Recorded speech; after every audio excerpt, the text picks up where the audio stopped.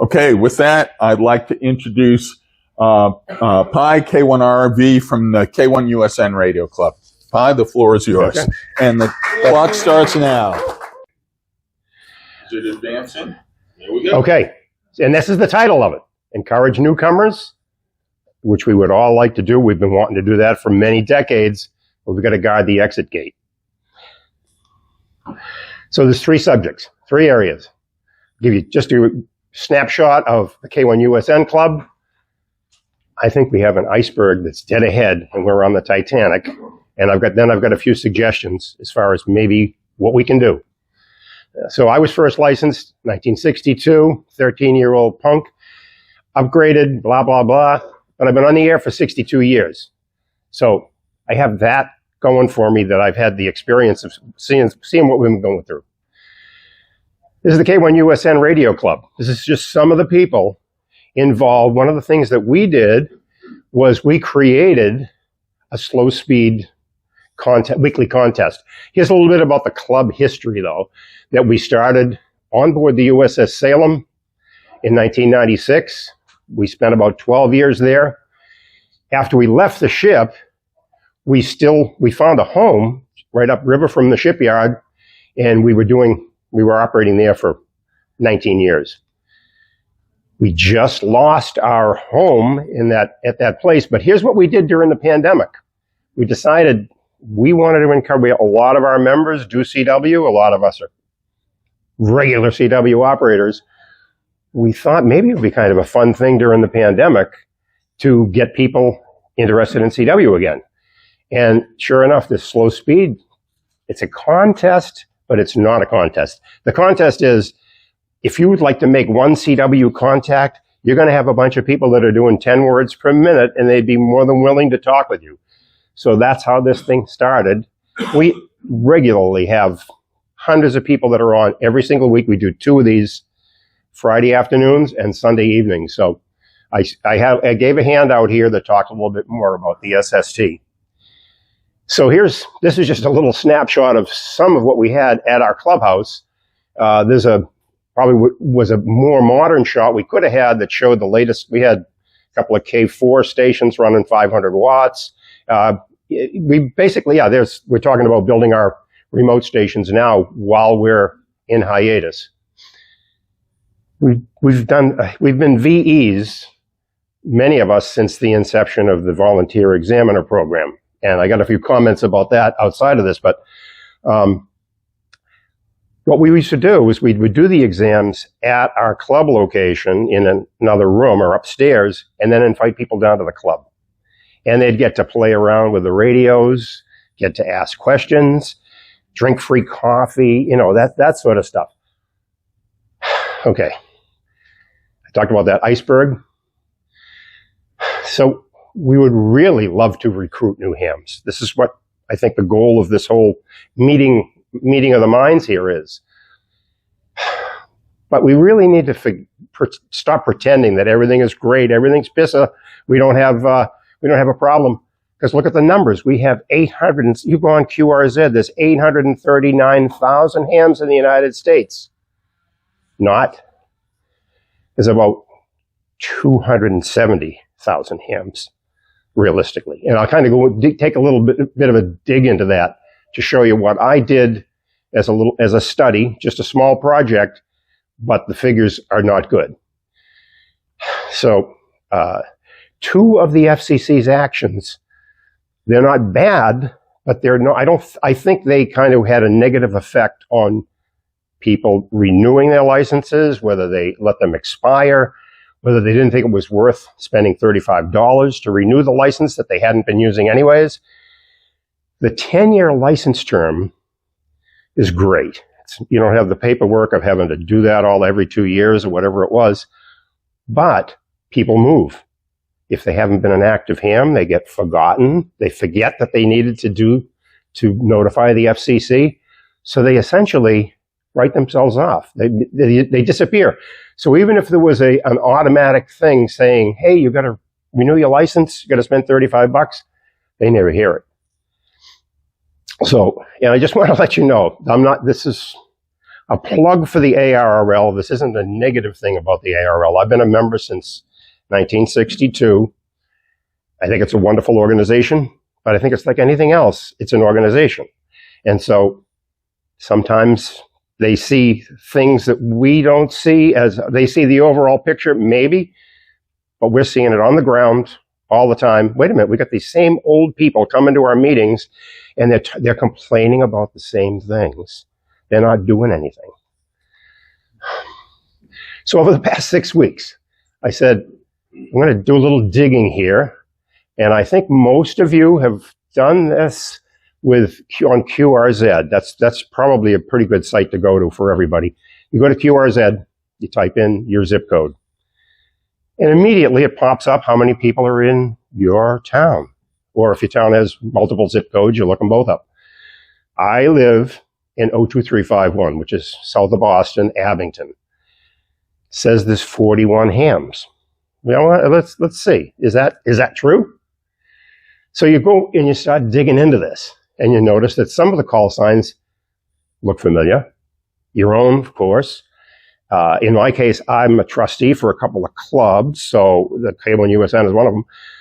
So now we've kind of just dropped down the number a little bit. They shaved it off with a club thing because it's not an individual. But most of them, you've never heard them on the air. You've never heard these people ever on the air. And as I start digging in on QRZ, it gets really frightening. So I just want to let you know, I just didn't do my town and leave it at that. I started going around at random, and I took 15 towns in the area we call the South Shore around Boston. I just picked them at random. Some of them were larger towns, some smaller, but it's really not good news. So I'm going to show you 3 reports, and I won't bore you with the reports from 15, but they kind of say the same thing. One is just very simple. So here's the simple. The first form is a simple one, and it's just basically the numbers 41 hams. There's 12 active in the town.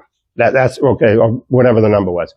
2 is going to be a listing of all of the email addresses. Now, the reason I put that in is because I just wanted to show you, if you wanted to do something as a club, that's probably the place to start, is to try to send them an email. We do a newsletter all the time with our club. We send emails. I send email out to 400 people all the time. That's a great free way to keep in touch with people. Number 3 is what I'm calling the meat and potatoes report, because it really digs in to each one of the individuals that's listed in the town.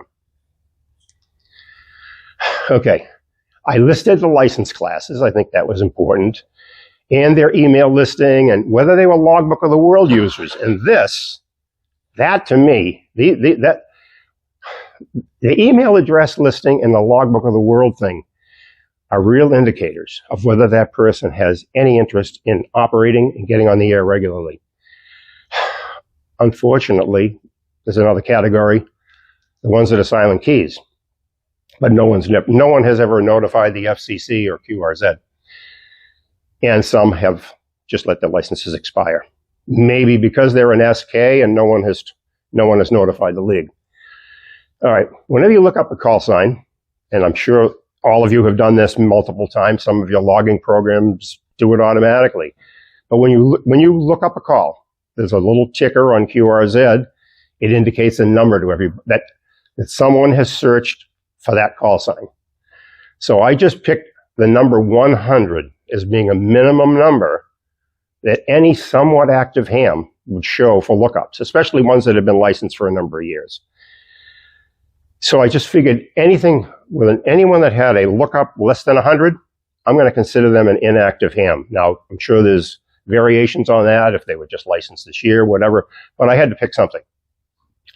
So if you take the time to look up any of these less than 100 hams yourself, you'll almost never find that call sign holder has ever logged in, has not had someone look them up, because that often happens just with an automatic, people doing a web search, but they've never logged into QRZ. They've never set up a free account. They've never even added a short bio or photo or an email address. This was the South Shore area. This is what where I was looking, and I looked at, like I said, 15 of the towns here. And it was, it's a lot of work in some cases when you have over 100 people listed in the town. You start off on QRZ on 100. You got to dig into each. Some of them you got to really get going. Here's Abington. The number's 40. This is that first simple sheet that I said. There's 41 people listed. Here's the summary. 10 of them, silent keys. 3 of them let their licenses expire.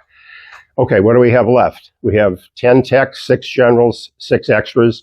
3 of them are clubs. So I kind of throw out the club thing because it's not an individual, and we're trying to just see who's active.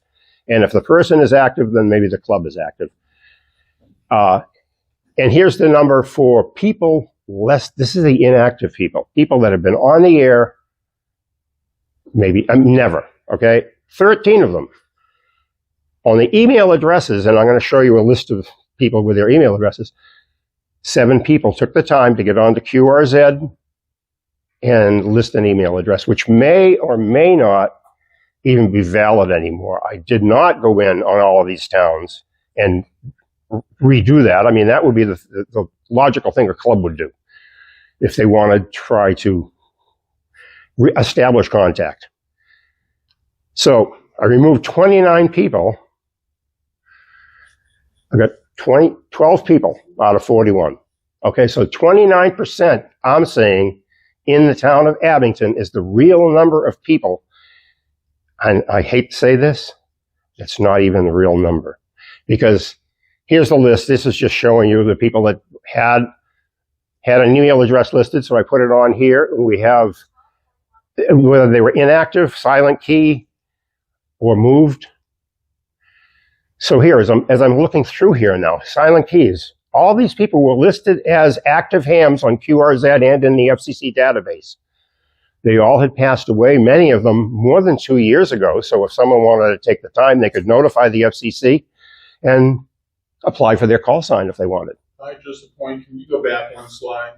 Oh, okay. One more. The thing that I find really upsetting, okay, is the number of KC1s. Mm-hmm. Well, I'm going to get into that. The thing you'll talk about that? Yeah. All right. Yeah. Take a look at the town of Cambridge. Okay. The city of Cambridge, Mass, MIT. I went through 60 in a row in the KC1. None of them had any activity whatsoever. So it's like, wait a minute, who took the time to help those people get that? What motivated them to get a license? And why didn't anybody extend a hand to them? It's very serious. All right, so so if you look, you see these are the people that I've considered potentially in the active area. And look at the numbers in the parentheses. We've got a 12 here, inactive, 21, inactive, 39. Some of the people have a lot of activity.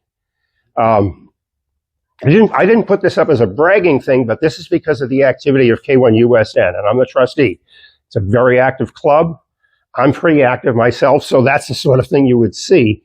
Maybe not that high a number, but, in other words, I'm going to say anybody in this room that's here has probably got a pretty good number up there of lookups because they're on the air. So there were 3 of the stations that had moved out of the area. I was able to determine that. So now, and here's the people who are listed as have a listed email address. Whether it's good or not, I don't know. That'd be something to have to send them an email and see if it bounces or if they reply. 41 people, 1 person's on the logbook of the world. Why is that? Why is that? All of the people that you and I talk with on the CW Ops, we operate in the CWTs all the time. We upload our logs. When you upload your logs and you do the search on your logging program goes to QRZ, everybody on there has got a picture popping up or something about their activity. 1 person in this town. My town is just a sample. All right, so as I said, I got down to here. The effective number was 12. So 29%, that's only a raw figure. That's a terrible number. That's less than a third of the people listed of that 839,000.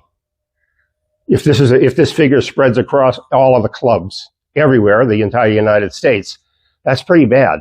But I'm going to tell you, a number of years ago, we went through an exercise like this. Some of us on an individual basis decided to take it on as a project. We mailed questionnaires to people to try to find out just who was in our towns. So we picked a bunch of the area towns. This was in 1999. We sent letters to them with return self-addressed stamped envelopes. 20% of them immediately came back within a week as undeliverable from the U.S. Postal Service. That figure is probably the same or greater because of the 10-year license period. So that 29, it's probably more like 25 or even a little bit less than 25%. You know what? Tipping points, it's a point of no return.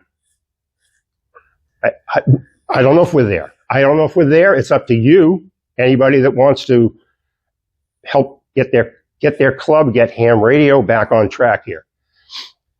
So I think we need to take a multi-pronged approach.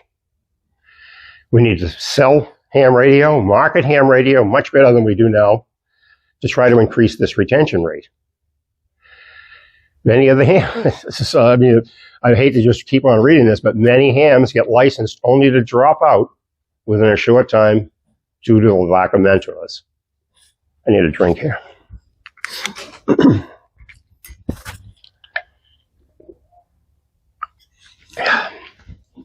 So if any club wanted to do something like this, I could kind of spell out what I did individually in this, but I kind of gave you a rough assessment of this. But it requires a lot of work. But as far as your club is concerned, if you do have an interest in building your club numbers, maybe getting some new people involved, or people that have been licensed for years but never got on the air, this is what needs to be done. And it's a grassroots way of doing it.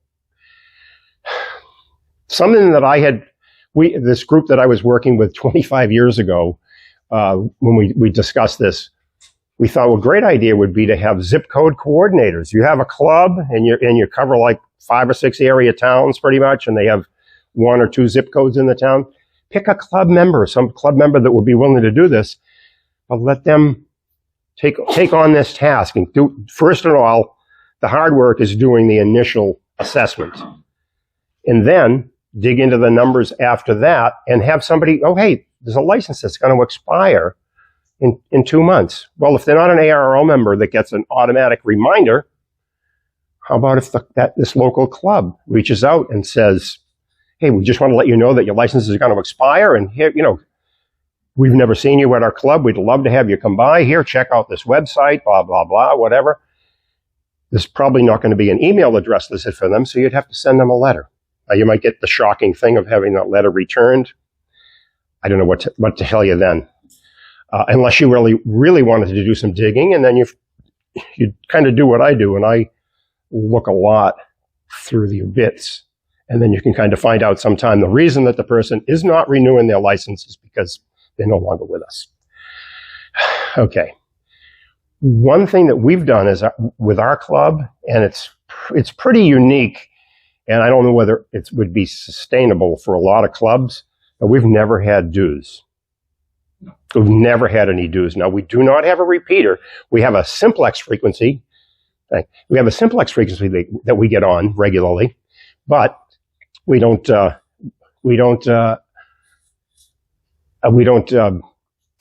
charge any dues whatsoever. What has happened was we've gotten money in from helping Silent Key.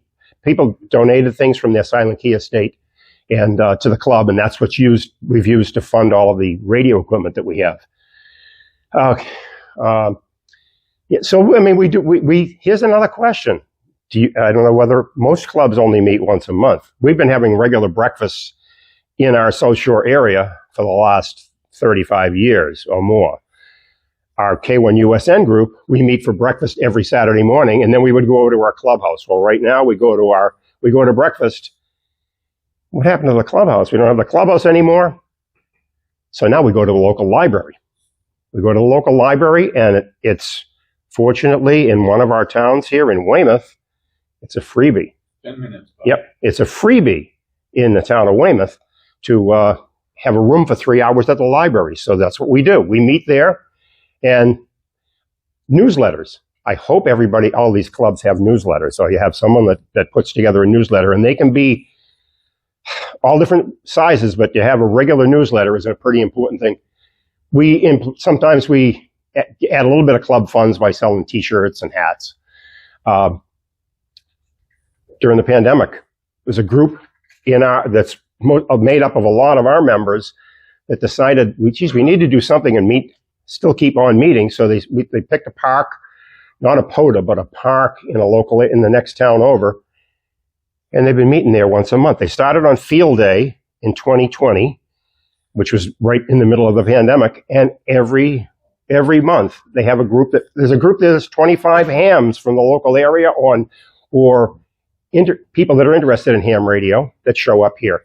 And they set up radios, antennas, they have food. So it's a great way to do it. At your clubs, do you bore people and let them start fights by having all your business meeting at the same meeting that you have your club meeting that's supposed to be fun? Think about what is the right way to do that. Separate board of directors meeting is the way to go. Here's the thing. A lot of your clubs, you take the time to have licensing classes and try to get people licensed. What do you do with them afterwards? I know a lot of clubs say, well, we give them a free membership. Some clubs have even done a thing where they give them a walkie-talkie, whatever, because they have a repeater. My thought is, and maybe this isn't original, but my thought is, why not have a follow-up meeting, little pizza party or something like that for all the people that graduated, and take each one of them, now they've got their license, have them log in to QRZ. You got your laptop set up, you have them log into QRZ, you take a little picture of them, or a picture of their cat, if they bring a picture of their cat or whatever. Now they've got a presence on QRZ, you do a little 2-sentence description of what they're interested in ham radio is, blah, blah, blah, and their email address. Well, now they have a presence on QRZ. If you're really brave, try helping them sign up for a Logbook of the World account. Okay, and that's not a thing where I'm beating up on the ARRL, because I use the Logbook of the World every single day, but there's a lot of people that are so intimidated by it, they never do it. And in my town, 40 people out of 41 do not do it. All right. So, as I said, a lot of people have never done any of these things, and they've been licensed all these years. Okay. Let's just see. So in your clubs, if you decide to do anything, the first thing I would think you would want to do is to find the people whose licenses are soon to expire, but they haven't yet, and reach out to them. Because they might be someone that you could at least help them renew their license, and then go from there, whether they want to, you can entice them to come to your club. We are midway through the process of becoming a 501c3 ourselves. I think that's going to be the thing that's going to help us find our new home, because we had a home, as I said, for many, many years, 30 years. We're now looking to see if we can find ourselves a new location to set up all these great stations. And we're building 2 remote stations too. I think I did mention that with the K4s. Maybe somebody here that's in the education field could answer this better, but I just want to throw this out, and it's about community service as a high school graduation requirement. In Massachusetts, I think you have to have like 35 to 40 hours worth of community service to get your high school diploma. And community service, if you go to like the local towns and see what they have, they're all 501c. They're projects within the town. Maybe it might even be raking leaves or something like that, but there's a lot of organizations, the food pantry, blah, blah, blah, but they have their 501c3s. Well, what if a ham club is a 501 certified 501c3, and they're going to do a road race in the town? Well, what if you have someone that you'd be able to sign off, say, 5 hours worth of time for them by having them sit there, not telling them to put them on the radio, but you could have them assist. They could maybe, once they see what's going on with you, they could They don't need to be licensed because you're a third party. But now they could get a little education about communication, about ham radio. Maybe that's something that could be explored. I don't know. I would point out that a number of road races are currently using high school students as water stop operators, and that's getting their community service. Okay, thank you for answering that. And where is that? Falmouth. Oh, down the K. Okay, great. And what Falmouth is one of the clubs that has a huge number of living hams. Okay? We have somebody who maintains that roster. No, but seriously, I know you got a great club roster, but you've got a lot of people in that town that are still alive and licensed, so that's important. Okay, this is it. Anybody got any questions? They can just send me email k1rv@arl.net. Any other questions? I got 3 minutes. You've got about 4 minutes Okay. left. I'll offer a couple thoughts. First of all, I really like the idea of recruiting students for community service.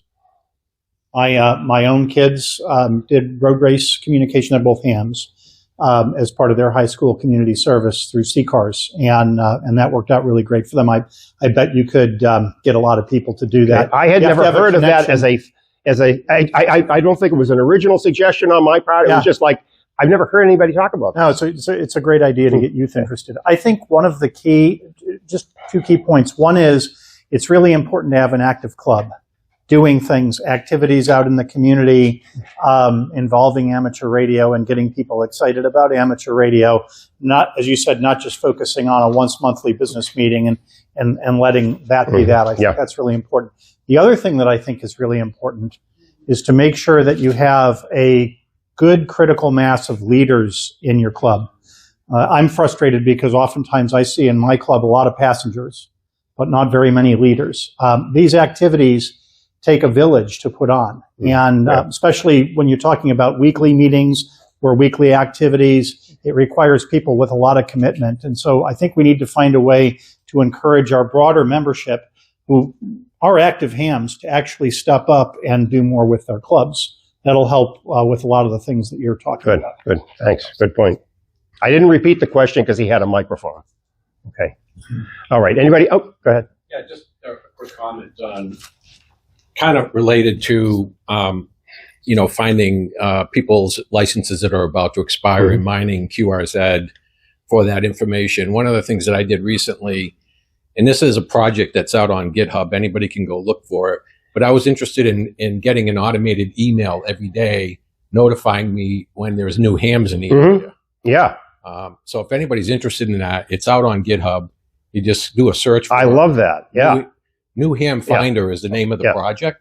And I'm sure it can be modified to look for expiring licenses or people that have upgraded and changed licenses. Yeah, even the upgrading is a very important thing, because if someone has upgraded, they're still interested in the hobby. Exactly. Absolutely. Yes.